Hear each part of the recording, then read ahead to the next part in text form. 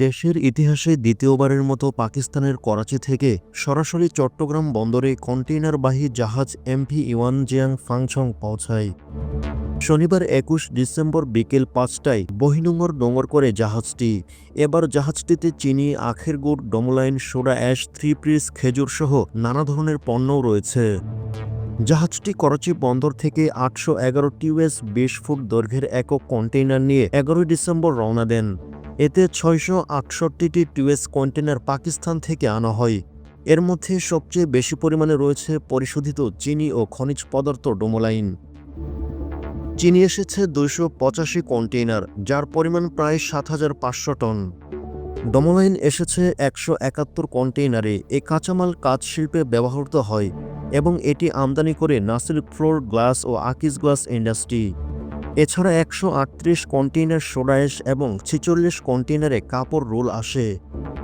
আলু আমদানি করা হয় ১৮ কন্টেইনারে এবং ২০ কন্টেইনারে আখের গুড় আনে জয়পুরহাটে পিউরল্যান্ড ট্রেডিং। এছাড়া পুরনো লোহার টুকরো, রেজিন, থ্রি পিস, খেজুর এবং সংযুক্ত আরব আমিরাত থেকে লো বয়েল এবং অন্যান্য যন্ত্রাংশও আসে। এমভি ইওয়ানজিয়াং ফাংচং প্রথম যাত্রার ৩৭০টি টিউএস কন্টেইনার নিয়ে চট্টগ্রাম বন্দরে এসেছিল। এবার তা দ্বিতীয় গুণেরও বেশি। সরাসরি রুট চালু হওয়ায় ব্যবসায়ীদের সময় ও খরচ নিম্নমুখী। শ্রীলঙ্কা বা সিঙ্গাপুর হয়ে আমদানি করার পরিবর্তে সরাসরি জাহাজ আসায় ১০ দিনের মধ্যেই পণ্য হাতে পাচ্ছেন ব্যবসায়ীরা। জাহাজটি চট্টগ্রাম কন্টেইনারে খালাসের পর ইন্দোনেশিয়া এবং মালয়েশিয়ার বন্দরের জন্য ৬০০ টিউএস খালি কন্টেইনার নিয়ে যাবে।